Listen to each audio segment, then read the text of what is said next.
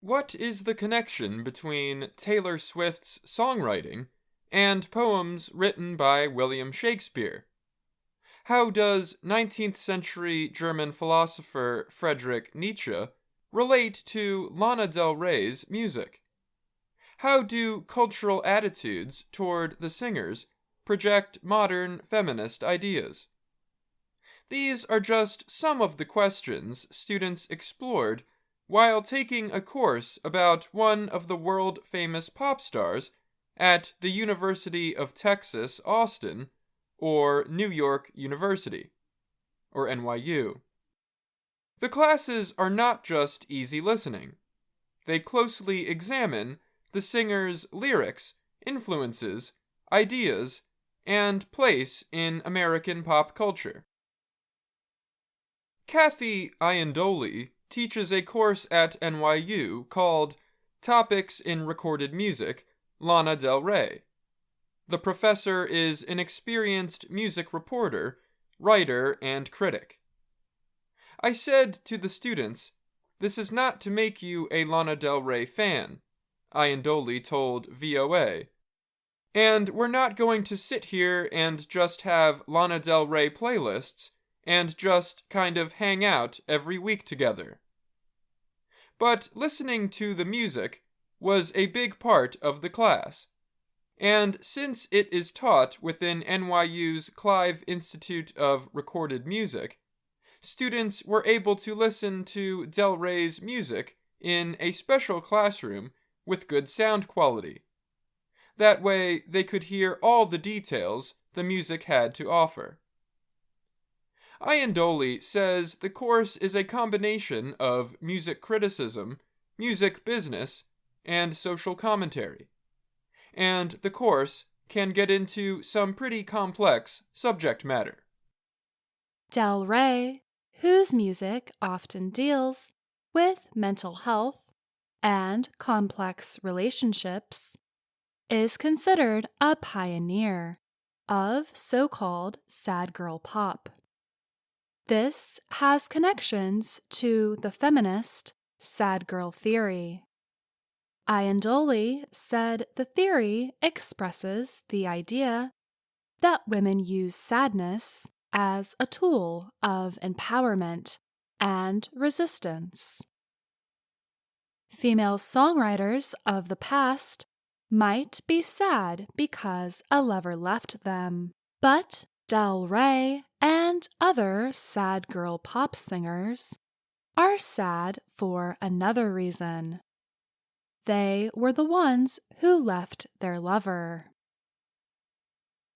The sadness of today is almost empowering, because if you're the one breaking the heart, you're in control of the heartache, Iandoli explained.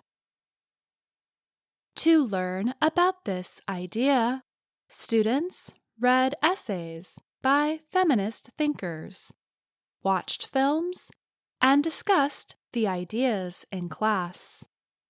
I like to assign things rooted in history, Iandoli said.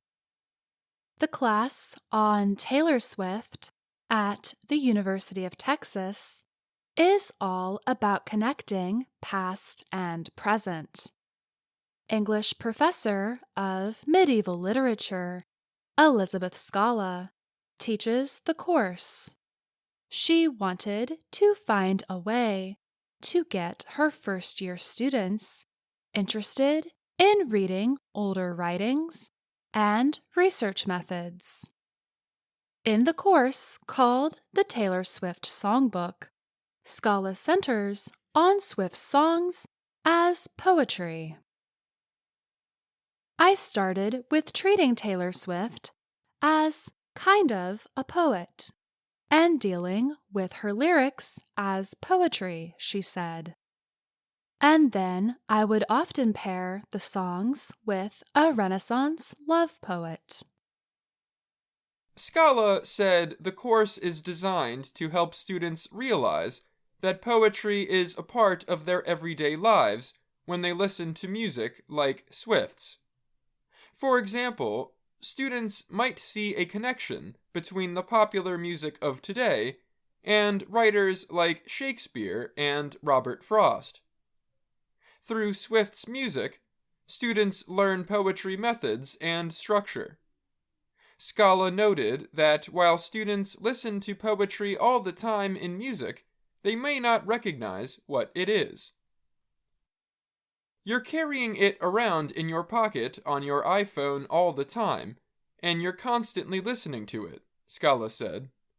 She added that while music lyrics often rhyme, modern poetry often does not. The professor also pairs Swift's songs with other readings, films, and plays, like Shakespeare's Romeo and Juliet. One song the students closely examined was Love Story from Swift's Fearless album. The song describes scenes from Romeo and Juliet.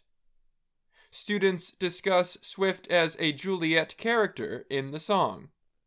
Scala explains that Swift creates a fairy tale structure, but unlike the play, Swift as Juliet is very active.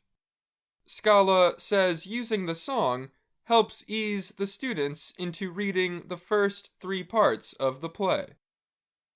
Both classes explored the larger music industry surrounding the two artists, including the issue of how much control a writer has over their work.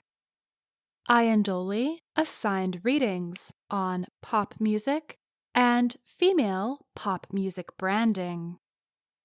On the final day of class at Texas, one of Swift's early co-writers came to speak to the students.